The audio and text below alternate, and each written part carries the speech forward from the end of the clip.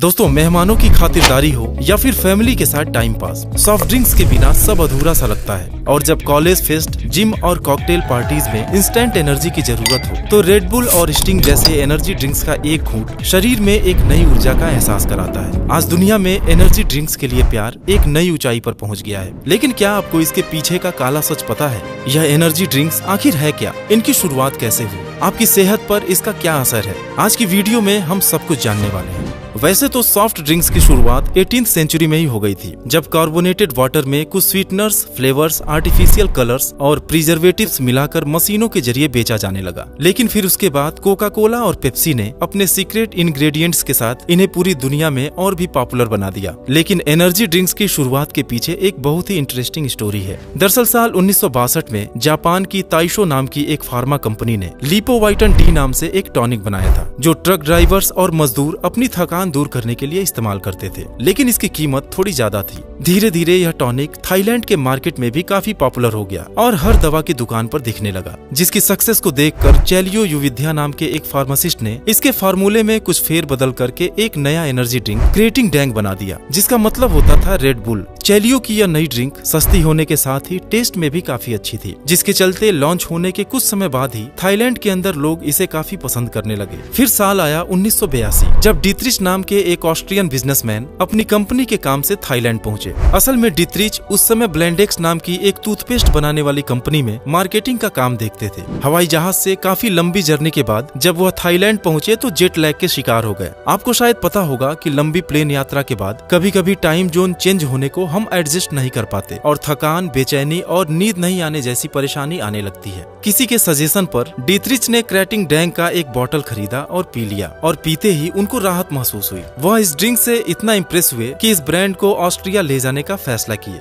वह creating dang के मालिक चेलियो से मुलाकात किए और दोनों के पार्टनरशिप में इस ड्रिंक को रेड बुल के नाम से ऑस्ट्रिया में लॉन्च करने का प्लान बना लिए। डीत्रिच पहले से ही मार्केटिंग फील्ड से थे। उन्होंने रेड बुल की पैकिंग को थोड़ा अट्रैक्टिव बनाया और पानी की जगह कार्बोनेटेड वाटर को यूज करके साल 1987 में रेड बुल को मार्केट में उतार दिया।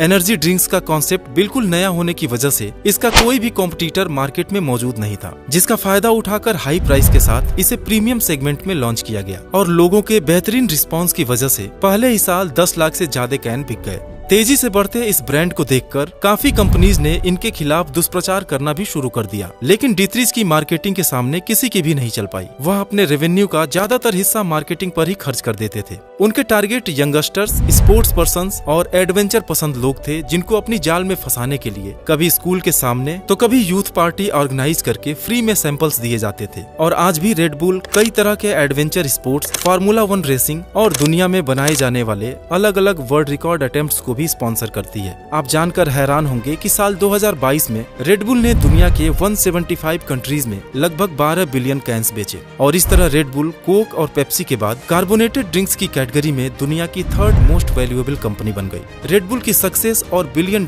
रेवेन्यू देखकर एनर्जी ड्रिंक्स के मार्केट में एक रेवोल्यूशन सा आ गया और सैकड़ों ब्रांड्स अपने अलग अलग एनर्जी ड्रिंक्स के साथ मार्केट में उतर गए। आज इंडियन मार्केट में भी आपको रेड बुल के अलावा मॉन्स्टर, स्टिंग, चार्ज्ड जैसे कई पॉपुलर एनर्जी ड्रिंक्स आसपास की शॉप पर दिख जाएंगी। लेकिन अब सवाल यह उठता है कि आखिर एनर्जी ड्रिंक्स में ऐसा क्या है जो लोगों को इतना पसंद आ रहा है? दरअसल दोस्तों, एनर्जी ड्रिंक्स का मेन इंग्रेडिएंट्स होता है उसमें मौजूद कैफीन और शुगर। हालांकि नॉर्मल सॉफ्ट ड्रिंक्स में भी कैफीन की मौजूदगी होती है, लेकिन उसकी क्वांटिटी काफी कम होती है, 100 ml में मैक्सिमम 10 mg। लेकिन एनर्जी ड्रिंक्स के 250 ml के कैन में यह 50 mg से लेकर 400 mg तक हो सकती है। फॉर एग्जाम्पल, रेड बुल के 250 ml के कैन में 80 mg कैफीन होता है। अब यह कैफीन करता क्या है? दोस्तों, हमारे ब्रेन में एक न्यूरोट्रांसमीटर होता है जिसे हम एडिनोसाइन कहते हैं। यह हमें सुस्त करता है, या फिर कह सकते हैं कि हमारी नींद को प्रमोट करता है। जैसे ही हम थकते हैं या फिर दिन ढलता है तो इस एडिनोसाइन का अमाउंट ब्रेन में इंक्रीज होने लगता है और वह अपने रिसेप्टर से अटैच होकर हमारी बॉडी को स्लीप मोड में ले जाने लगती है। लेकिन हम जैसे ही कैफीन कंज्यूम करते हैं, यह एडिनोसाइन के रिसेप्टर को ही ब्लॉक कर देता है, और जब एडिनोसाइन इससे अटैच ही नहीं होगा तो हम अवेक रहेंगे और लेजीनेस फील ही नहीं होगा। होगा। इसलिए जैसे ही हम कोई कैफिनेटेड ड्रिंक लेते हैं, हमारी सुस्त फीलिंग खत्म हो जाती है और हमें एक नई एनर्जी महसूस होती है। लेकिन यह फीलिंग टेम्पोररी और कैफीन के असर तक ही रहता है। एनर्जी ड्रिंक्स बनाने वाले या उनके एडवर्टाइजर्स का जो मेन फोकस होता है वह होता है यंग मेल यानी कि यूथ, और इन ड्रिंक्स के नाम भी ऐसे दिए जाते हैं जैसे monster, cocaine, full throttle, rock star, जो ऐसा लगे कि ये बहुत ही जबरदस्त स्टिमुलेंट हैं और आपके अंदर एनर्जी का तूफान ला देंगे। एनर्जी ड्रिंक्स के टीवी कमर्शियल्स को भी अगर देखें तो इसे डेंजरस या फिर किसी रोमांचक गेम जैसे स्काई डाइविंग, बेस जंपिंग या फिर फास्ट कार रेसिंग से कंबाइंड किया जाता है, ताकि लोगों को लगे कि इसके पीने से एक जबरदस्त एनर्जी आती है। धीरे धीरे energy drinks young generation, players और यहाँ तक कि ऑफिस में काम करने वाले लोगों के डेली रूटीन का हिस्सा बनता जा रहा है, क्योंकि एनर्जी ड्रिंक्स पीने के बाद इसमें मौजूद हाई कैफीन कंटेंट एक एनर्जी बर्स्ट देता है और एक फ्रेशनेस का एहसास कराता है। वेस्टर्न कंट्रीज यानी कि अमेरिका वगैरह में रेड बुल के फेमस होने का एक बड़ा रीजन यह भी था कि इसे क्लब और पार्टीज में यंगस्टर्स ने अल्कोहल के साथ मिक्स करके लेना शुरू कर दिया, और जो डेडली कॉकटेल बना वह आज भी काफी पॉपुलर है। आप खुद सोचिए, अल्कोहल जहां आपको नशे में लाती है, आपके कॉन्शस और एनर्जी लेवल को कम करती है, वहीं दूसरी तरफ एनर्जी ड्रिंक्स में मौजूद कैफीन उसको काउंटर करती है और एक अपोजिट हाई देती है, यानी कि वह अल्कोहल के इफेक्ट को कम करती है। यह बहुत ही ज्यादा डेंजरस है क्योंकि आप अपनी लिमिट से ज्यादा ड्रिंक कर लेते हैं। हालांकि इस कॉकटेल को क्लब और शॉपकीपर अपनी सेल बढ़ाने के लिए प्रमोट भी करते हैं। अब दोस्तों, सोचने वाली बात यह है कि अगर कैफीन इंस्टेंट एनर्जी देती है तो इसमें नुकसान क्या है, और अगर हमारे शरीर को इससे नुकसान है तो गवर्नमेंट इसे रेगुलेट क्यों नहीं करती।